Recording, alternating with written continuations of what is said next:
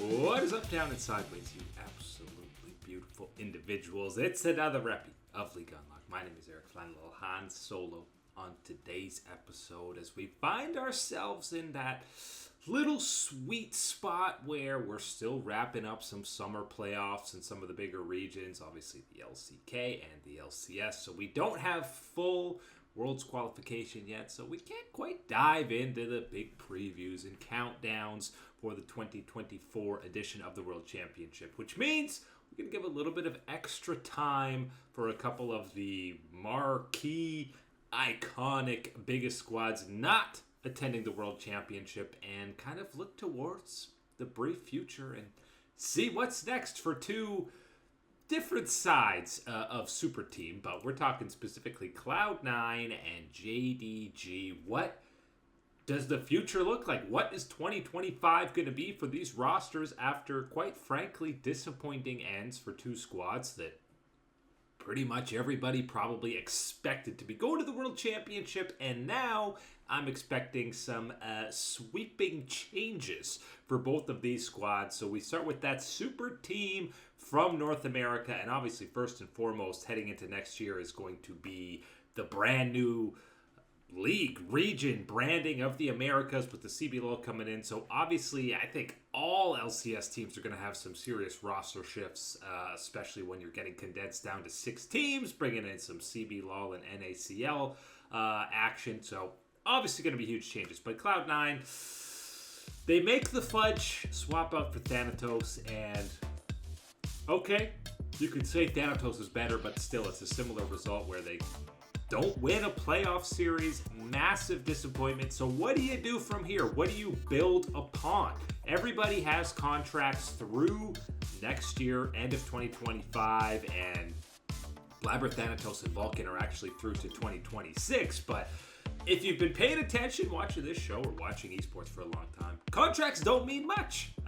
You can get bought out easily, or contracts end early more often than not. So even though they're all contracted through next year, I would be shocked if all 5 starters remained on this team for Cloud9. So the questions are, who do you try and keep if you're Cloud9? Who probably wants out? Because first and foremost, Berserker is probably a guy you want to keep, but after all the scrim drama and back-to-back disappointing splits out of the team, I'm hard-pressed to think Berserker stays on this squad, and maybe it's time to go back to the LCK. Maybe a squad like KT Rolster he could slide into. I think he's good enough to still be not on one of the bottom feeders in the LCK like Nongshim or something, but would be able to play on a middle tier at minimum playoff team in the LCK, which might, I mean, if he came to the LCS to go to Worlds, he's not going to Worlds. You might as well go back to the LCK, where obviously I think that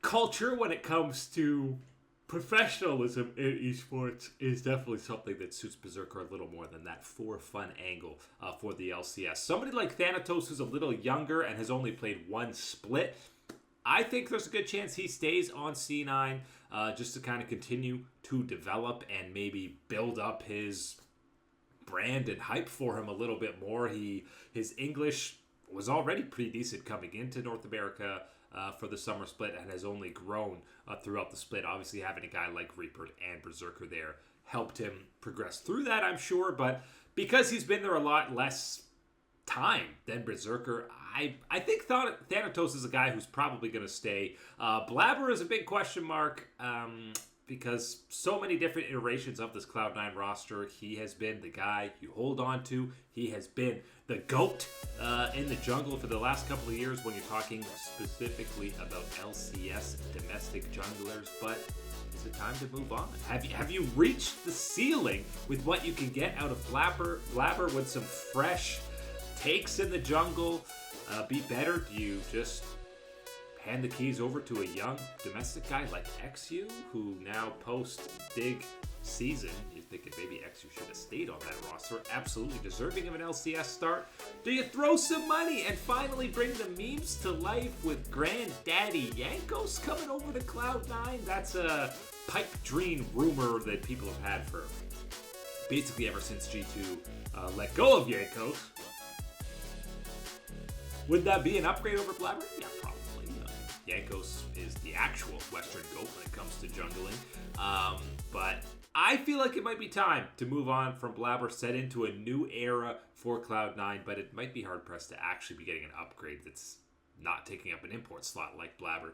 Similarly to Jojo Pion, obviously never lived up to the hype of being on the star-studded roster, had some shaky performances individually, especially throughout the two splits with Cloud9, but I feel like the ceiling is still so high for this guy. I know he's not a rookie, he's not a sophomore anymore, but he's still a young talent continuing to develop. He's going to learn a lot from this year. I think he's a guy because, number one, he's not taking up an import slot. Number two, he's a fan favorite. You love the energy, the trash talk that he brings. Even though it was disappointing, I think you give JoJo another year because he is still one of the best prospects in the LCS, and we've seen what he can be capable of. So I'm hoping it's an off year if I'm Cloud9 and running it back with Mr. JoJo.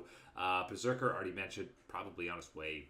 I imagine we'll want to go back to the LCK, and then you get to Vulcan, who also had a pretty down split. I would be surprised if they bring him back. I'm not sure what you do in terms of a support. Obviously, a lot of these roster moves going to heavily depend on how the three teams that go to Worlds for the LCS end up doing, because if it's a disaster, then they'll probably be looking to make a lot of roster changes. If they perform well, they'll try and bring some back, yada, yada, yada, yada. But Thanatos and Jojo Pion, for me, the two solo laners, are the most likely to stay on Cloud9. Vulcan, I'm not going to say almost certainly, but I'd be surprised if he returns. I'd be surprised if Berserker returns just because he wants to leave. Less so Cloud9, and Blabber, honestly, is 50-50 for me. But Jankos and Jojo Pion could be a fun time. But that's purely made up. But either way, there's no way more than 3 of these Cloud9 members are returning in 2025.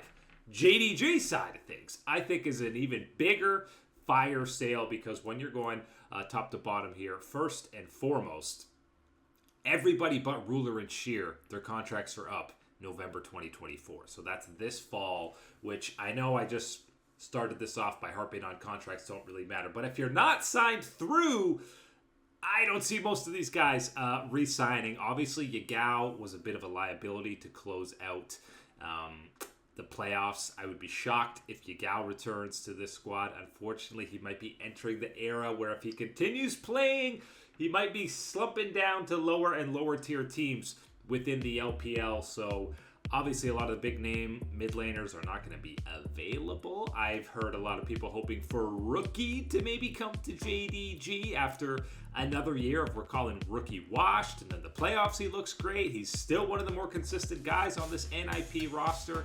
I think if you were able to pair Rookie alongside an absolutely consistent and deadly threat like Ruler, it would be pretty good. And listen, Rookie has been in the LPL for so long, he doesn't take up an import slot. So I would love to see Rookie come in and take that starting spot from JDG to kind of continue his circuit of playing for nearly all of the LPL teams. And speaking of Ruler, again, he's through to 2025. This should be priority number 1 for JDG to re-sign this dude. The question will be, does he want to stay in the LPL? If he stays in the LPL, I don't see him going to any other team but JDG. But if he wants to go back to the LCK, will there be suitors? Absolutely, there will be suitors. Number 1, what's popping out?